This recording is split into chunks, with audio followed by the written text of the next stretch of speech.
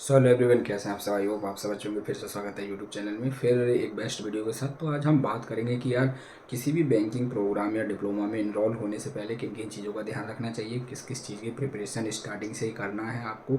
और कोई भी post graduate diploma in banking sector का करना चाह रहे हैं तो कौन सा प्रोग्राम बेस्ट होगा। मणिपाल अकेडमी काफ़ी प्रोग्राम कराती है, NIIT भी काफ़ी प्रोग्राम कराती है। और बाकी जो आपका 21 दिन के प्रोग्राम है या फिर जो छोटे मोटे प्रोग्राम है, ये आपके लिए वर्थ इट नहीं है। ट्राई कीजिए 1 ईयर का पूरा बैंकिंग का डिप्लोमा करें आप, ठीक है। तो अभी हम इसमें यही जानेंगे कि यार किन किन चीज़ों को पहले से तैयारी करना चाहिए, किन किन पॉइंट्स का ध्यान रखना चाहिए हमें जो फ्यूचर में आपके लिए हेल्पफुल रहें, ठीक है। कोई भी आप डिप्लोमा कर रहे हैं, 2.5 लाख रुपए फीस दे रहे हैं, तो किन चीज़ों का ध्यान रखना चाहिए और जानेंगे कौन सा प्रोग्राम बेस्ट रहेगा। तो चलिए स्टार्ट कर लेते हैं। सबसे पहले हम प्रोग्राम के बारे में जान लेते हैं। देखो, एक तो ICICI बैंक का है, ठीक है। ICICI बैंक का है आपका PO प्रोग्राम, ठीक है, राइट। वहीं पे आपका सेकंड कोई प्रोग्राम है तो HDFC फ्यूचर बैंकर्स प्रोग्राम, ठीक है,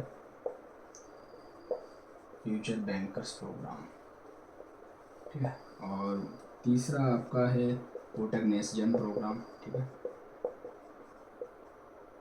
ठीक है, नेस्ट जेन प्रोग्राम। और चौथा आपका है एक्सिस यंग बैंकर्स प्रोग्राम, है ना।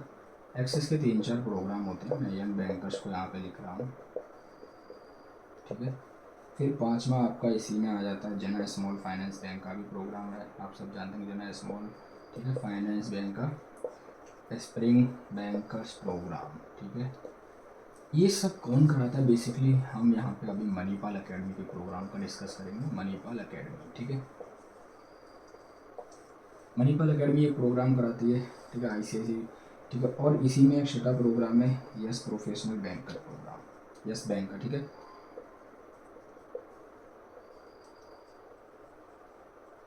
Yes banker programme. अब कौन सा प्रोग्राम बेस्ट है ये बहुत लोग पूछते हैं। इन प्रोग्राम को करने से पहले किन चीज़ों का ध्यान रखना चाहिए, थोड़ा इन प्रोग्राम को ओवरव्यू ले लें। मैं आपको सिंपल बता दूं, ये जो सारे प्रोग्राम हैं मोस्टली, ठीक है, इस जना स्मॉल फाइनेंस बैंक का कम टाइम का, इसको छोड़कर बाकी सब 1 ईयर का डिप्लोमा है।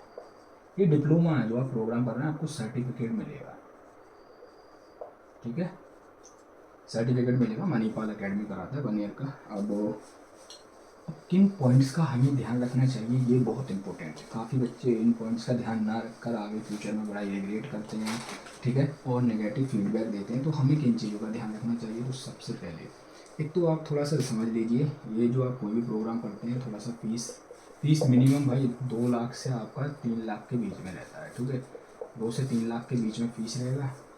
और ईयर की बात करें तो 1 ईयर डिप्लोमा है आपका। और बेसिकली ये है क्या, ये जो प्रोग्राम है, प्रोग्राम आप जो बोलते हैं, ठीक है, प्रोग्राम आपका डिप्लोमा है बेसिकली। डिप्लोमा किस चीज़ का है, बैंकिंग सेक्टर का, ठीक है। जैसे मैनेजमेंट का डिप्लोमा होता है, PGDM, ये बैंकिंग सेक्टर का डिप्लोमा है, ठीक है। ड्यूरेशन की बात करिए हमने, ईयर 1 ईयर का है। अब ट्रेनिंग की बात करें तो 4 मंथ, आप सब जानते हैं mostly 4 month class room training CRT, और 2 मंथ आपका इंटेंसिव। जो फ्रेशर्स हैं, नए हैं, उनको ज़्यादा पता होगा। फिर 6 मंथ आपका होता है on job training, OJT। Salary आपका OJT से मिलना स्टार्ट हो जाता है, जो भी सैलरी होगा इंटेंसिव में आपको स्टाइपेंड मिलता है, ठीक है। ये चीज़ अब आपको क्लियर हो गई होगी। और अब हम आगे बढ़ते हैं थोड़ा। अब किन किन पॉइंट का आपको ध्यान रखना है इनरोल होने से पहले। आपको सबसे पहले ध्यान रखना है इनरोल होने से पहले कि आपका इंग्लिश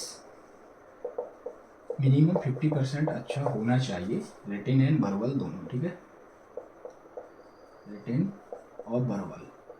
तो मैं क्यों बोल रहा हूँ आपको, क्योंकि जो प्रोग्राम होगा ना वो मोस्टली आपका इंग्लिश में होगा, ठीक है। सेकंड, आपको ध्यान रखना है इनरोल होने से पहले कि आपको, ठीक है, आपका कॉन्फिडेंस आने वाला, मतलब सेल्स का ध्यान रखना है कि सेल्स आपका होगा ही होगा, जिसमें फील्ड वर्क भी इंक्लूड रहेगा, ये ध्यान रखना है। तीसरा, आपको ध्यान रखना है पॉइंट में आता है ना NISM एग्ज़ाम का, NISM एग्ज़ाम का ध्यान रखना है, ठीक है। NISM का 5 सीरीज़ का एग्ज़ाम आपको क्लियर करना ही पड़ेगा, जिसका फीस होता है 1500 रुपये 1 टाइम, ठीक है, 1500 रुपये 1 टाइम होता है, ठीक है, 1500 रुपये 1 टाइम इसका फीस होता है। चौथा आपको यहीं पे ध्यान रखना कि आपको एक एग्ज़ाम और देना, IRDA इंश्योरेंस का एग्ज़ाम होता है, IRDA का इंश्योरेंस एडवाइज़र के लिए। ये होता है NISM आपका म्यूचुअल, ठीक है, म्यूचुअल फंड डिस्ट्रीब्यूटर, MFD के लिए, ठीक है, म्यूचुअल फंड डिस्ट्रीब्यूटर के लिए, ठीक है। अब यहीं पे आपको पाँचवा ध्यान रखना है, आपको सबसे पहले देखो जो ध्यान रखना है आपको अपना कॉन्फिडेंस का ध्यान रखना है। आपका कॉन्फिडेंस, आपका, आप इंट्रोवर्ट पर्सन तो नहीं है, आपका कम्युनिकेशन स्किल्स कैसा है, ठीक है, और इंग्लिश आप कैसे बोल सकते हैं, और वर्किंग पर्सन है या नहीं है, वर्कोहॉलिक है या नहीं है, ये चीज़ का ध्यान रखना है। और आपको यहाँ पे अब ध्यान रखना है कि देखो मैंने लिख दिया ना, सेल्स और फील्ड वर्क मैंडेटरी रहेगा, रहता ही रहता है मोस्टली। और यहाँ पे अब कितने परसेंट सेल्स है, पाँचवें पॉइंट में आपको, ठीक है, कोई भी डिसीजन लेने से पहले, आप कोई भी प्रोग्राम करें, आपको सबसे पहले पता होना चाहिए फीडबैक। फीडबैक क्या है इसका, ठीक है, रिव्यू क्या है, जो हमारे एलुमनाई हैं, ठीक है, वो क्या रिव्यू देते हैं, इस चीज़ का आपको ध्यान रखना चाहिए। फीडबैक या, ठीक है, एलुमनाई का आपको ध्यान रखना चाहिए, ठीक है, रिव्यू कैसे देते हैं। अब ये 5 पॉइंट का ध्यान होगा, उसके साथ साथ आपको एक चीज़ का और ध्यान रखना है यहीं पे, ठीक है, और वो आपको क्लियरली ध्यान रखना है कि आपको जो है सेल्स करना है, ठीक है, बट अपना जब आप इनरोल हो जाते हैं तो अपना ID और PWD मतलब पासवर्ड किसी को शेयर नहीं करना है, डोंट शेयर योर ID और पासवर्ड। और सातवां आपको ध्यान रखना है, जब आप इनरोल हो जाते हैं तो अपने किसी भी कस्टमर की don't share your customer detail, ठीक है। ये बहुत नए फ्रेशर्स को नहीं पता होता, तो वो अपने सीनियर को अपने कस्टमर की डिटेल बता देते हैं, तो उनका क्या होता है ना, जो उनका सेल्स होता है, सेल्स या फिर बिजनेस बोलते हैं बैंकिंग की लाइन में, बिजनेस को उसको सेल्स करना बिजनेस ही, तो आपका बिजनेस चला जाता है, आपका बिजनेस आपके सीनियर अपने नाम पे करा देंगे। तो इन चीज़ों का थोड़ा ध्यान रखना है एडमिशन लेने से पहले। वहीं पर मोस्ट इम्पोर्टेंट थिंग इज़, बहुत लोग बोलते हैं टाइमिंग को लेकर, सर टाइमिंग क्या रहेगी, कौन सा प्रोग्राम बेस्ट है, ठीक है। अब चलिए थोड़ा सा टाइमिंग पे अगर ध्यान देते हैं। टाइमिंग की अगर हम बात करें तो टाइमिंग आपका 9 AM टू 8 PM। अब आप बोलेंगे सर 8 PM क्यों, बैंक तो 6 बजे तक रहता है। नहीं नहीं, जब आप प्राइवेट बैंक में जाते हैं, ठीक है, प्राइवेट बैंक में आप जाएंगे तो आपका जाने का टाइम तो 9 बजे फिक्स है, आने का कोई टाइम फिक्स नहीं है, अगर मैं सच बताऊँ। अब चाहे आप गर्ल्स हैं या फिर बॉयज़ हैं, कोई भी है, फ़र्क नहीं पड़ता। अब दूसरी बात है, आपका ज़्यादातर जो पोस्टिंग मिलेगी इन प्रोग्राम की बात, पोस्टिंग आपको मिलती है ब्रांच बैंकिंग डिपार्टमेंट या फिर ERM, BRM या फिर PBO, ठीक है, ज़्यादातर इन्हीं में। अब आप बोलेंगे सर ऑपरेशन वर्क, हमें तो ऑपरेशन वर्क बोला गया है, तो रियलिटी इज दैट कि ऑपरेशन वर्क बोल के आपको सिर्फ एडमिशन कराया जाता है, बोल सकते हैं इनरोल कराया जाता है कोर्स में। बाकी ऑपरेशन ज़्यादा से ज़्यादा आपका 20% मैक्सिमम रहता है, 80% आपका सेल्स है जिसमें प्रोडक्ट सेल करने होते हैं, ठीक है। टाइमिंग ये, अब मैं आपको एक चीज़ और बता देता हूँ, यहीं पे कोई भी प्रोग्राम में इनरोल होने से पहले कुछ पॉइंट मैंने आपको बताया, ठीक है।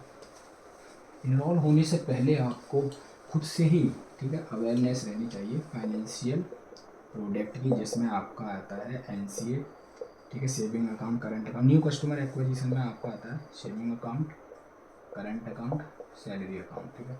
यहीं पर आपको म्यूचुअल फंड की नॉलेज होनी चाहिए, जो कि SIP और लमसम होते हैं, ठीक है, लमसम होते हैं।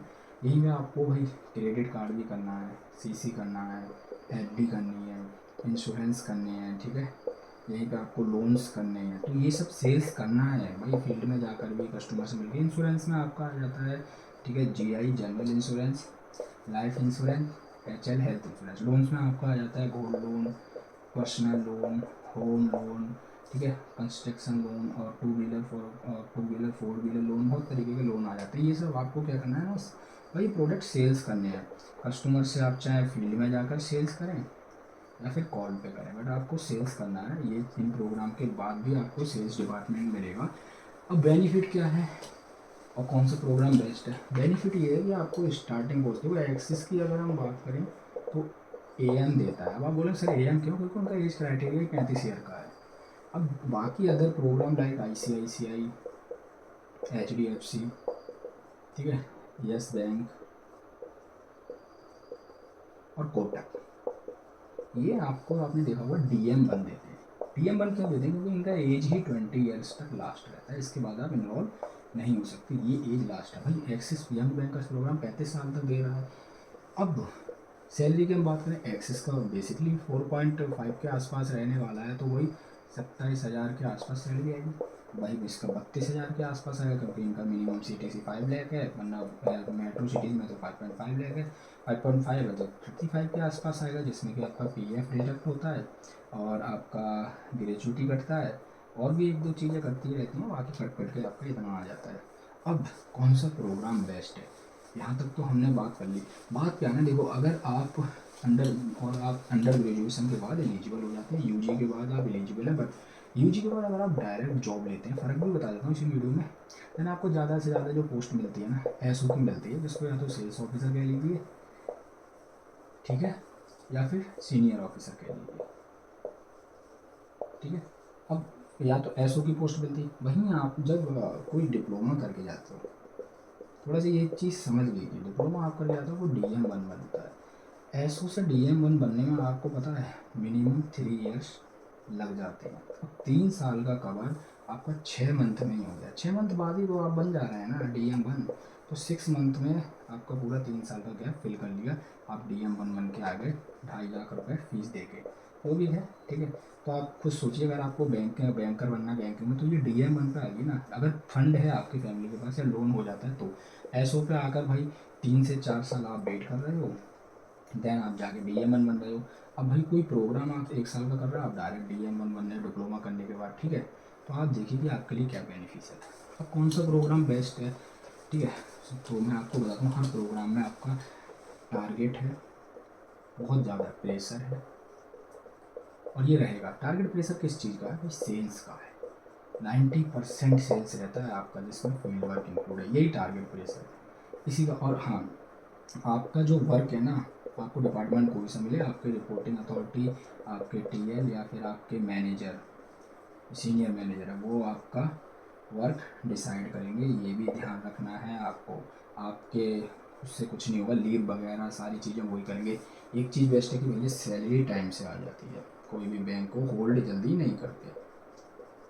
अब इन्हीं प्रोग्राम में एक चीज़ और ध्यान रखनी कि आपको ज़रूरी नहीं है लोकेशन आपका होम टाउन मिले। लोकेशन के लिए बोलते हैं भाई, तो होम टाउन तो बिल्कुल पॉसिबल नहीं है, ज़रूरी नहीं है मिले। जो लकी पर्सन है, ज़्यादा से ज़्यादा 2% लोग, उनको होम टाउन मिल जाता है ज़्यादा। हाँ, होम स्टेट मिलने के चांस रहते हैं, होम स्टेट मिलने के चांस आपके सिर्फ 10% हैं, रिमेनिंग जो बचता है वो अदर स्टेट में पोस्टिंग मिलती है, या कॉर्पोरेट में मिलेगी या ब्रांच में मिलेगी, बट अदर स्टेट्स में, ठीक है। अब कौन सा प्रोग्राम बेस्ट है, जाते जाते मैं और बता दे रहा हूँ, वीडियो ज़्यादा लंबी हो जाती है। One of the best ICICI PO program हुआ है। ICICI बैंक आपको फायर नहीं करता जल्दी। कभी कभी RMG में कब डालते हैं, जब बिल्कुल बिजनेस नहीं होता है 3 to 4 मंथ, अदरवाइज फायर नहीं करते। ICICI पहला रखिए। दूसरा आपको रखना है HDFC क्यों रखना है, क्योंकि HDFC तो नंबर 1 बैंक है, आप सब जानते हो, ठीक है। उसके साथ साथ भाई इनका कस्टमर सेगमेंट जो होता है ना, CS, वो बहुत अच्छा है, तो सेल्स हो जाता है, पर थोड़ा hard work. Same ICICI second top में है इंडिया के हमारे, तो इनका भी सेल्स अच्छा निकलता है। इसके बाद आपको एक्सिस बैंक करना है। आप बोलेंगे सर कोटक क्यों नहीं, कोटक भी तो टॉप है। एक्सिस बैंक का इसलिए, तो वो एक्सिस बैंक में ज़रूरी नहीं है जॉब सिक्योरिटी हो या ना हो, मुझे इस चीज़ का बिल्कुल, मैं नहीं कहूँगा कि जॉब सिक्योरिटी है या नहीं है, बट एक्सिस बैंक का कस्टमर पोर्टफोलियो बहुत अच्छा है, और सेल्स ये भी बहुत धड़ाके से करते हैं, ठीक है। चौथा आप आइए कोटक बैंक के साथ, कोटक महिंद्रा बैंक।